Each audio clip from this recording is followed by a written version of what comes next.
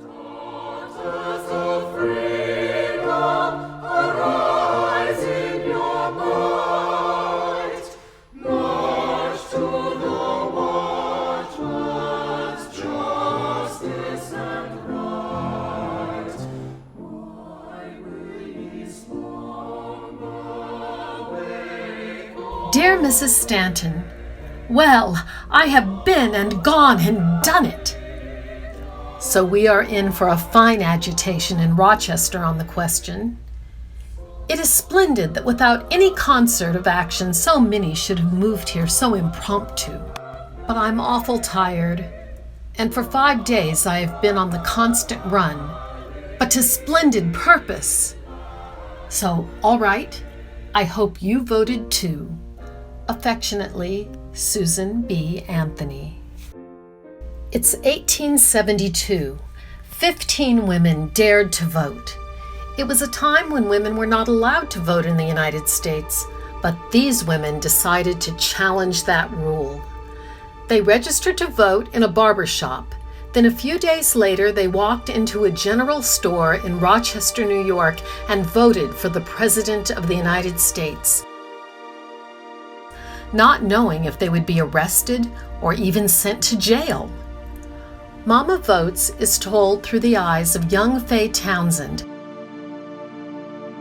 as she watches her mother join a group of women led by the famous suffragette Susan B. Anthony, who shock Rochester, New York and the nation by registering and casting their first votes. Mama Votes is their story. My name is Madeline Myers, and I wrote the story, Mama Votes. I want to thank the League of Women Voters for their support and good wishes for the launch of our book.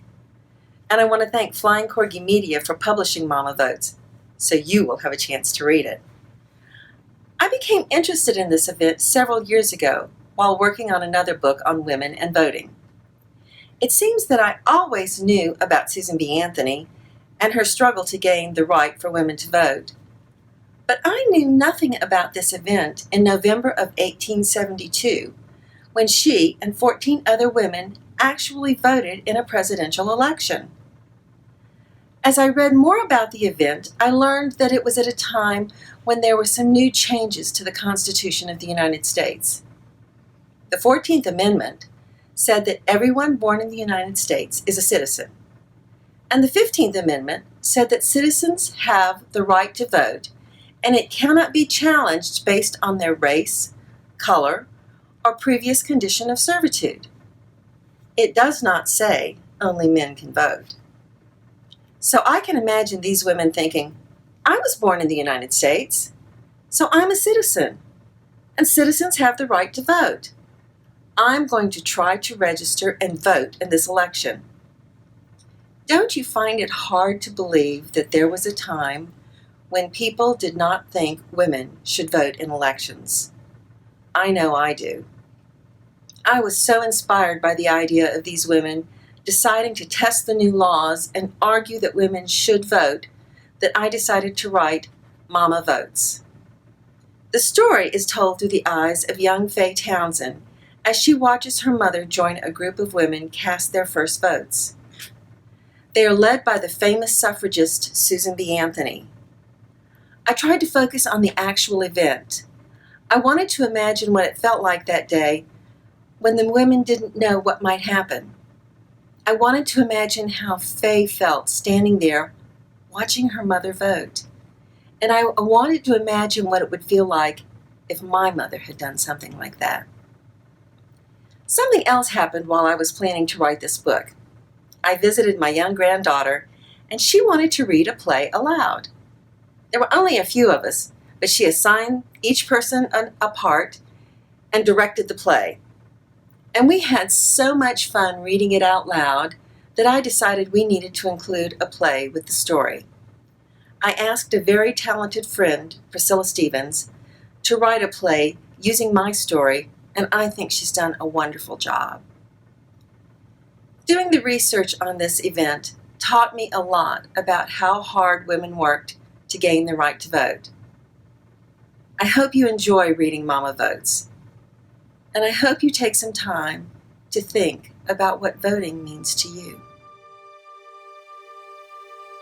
The book also includes a 2-act play of Mama Votes that you can read or perform at home, in your library, school, or any place where you and your friends gather.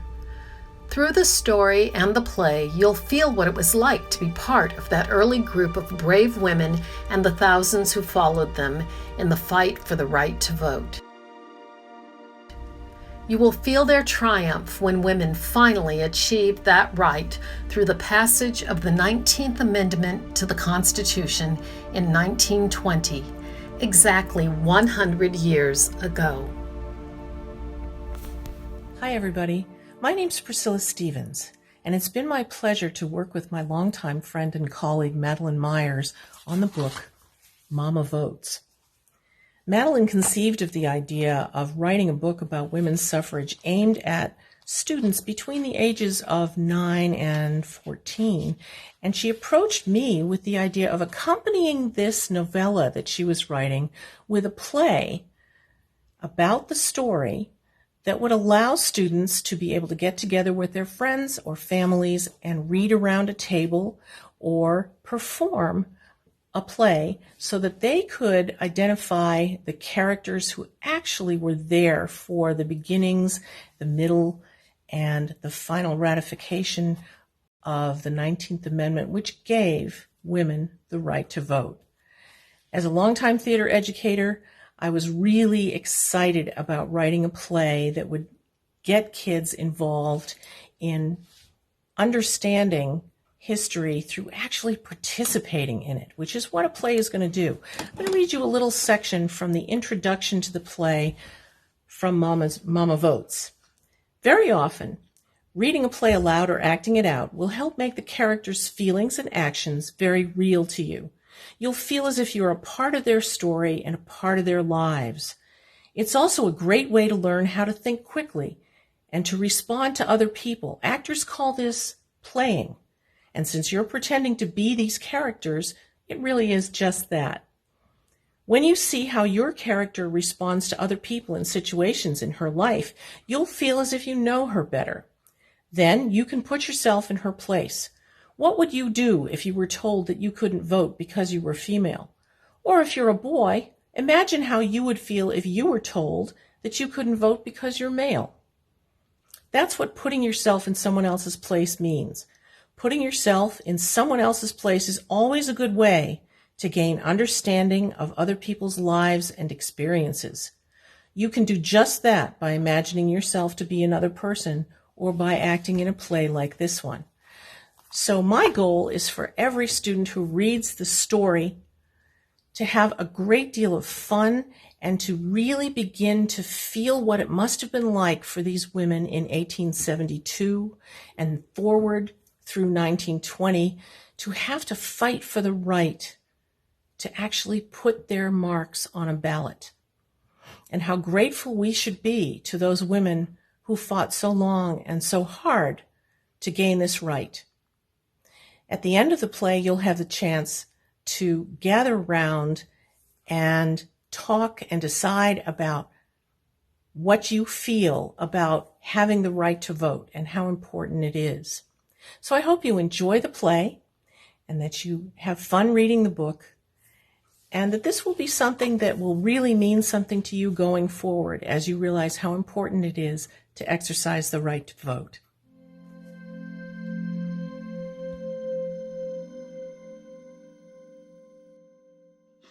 Hello, my name is Janet Dubner, and I've been a member of the League of Women Voters of Chelmsford for over 40 years. On behalf of the League of Women Voters, we want to congratulate Flying Corgi Media for the publication of Mama Votes, a story about Susan B. Anthony and one event in the long struggle for women to have the right to vote. The story of Mama Votes starts in 1872, several years after women started working on gaining the right to vote. Many women worked for decades and dedicated their lives to win the right for women to vote. Finally, in 1920, women gained the right to vote with the passage of the 19th Amendment.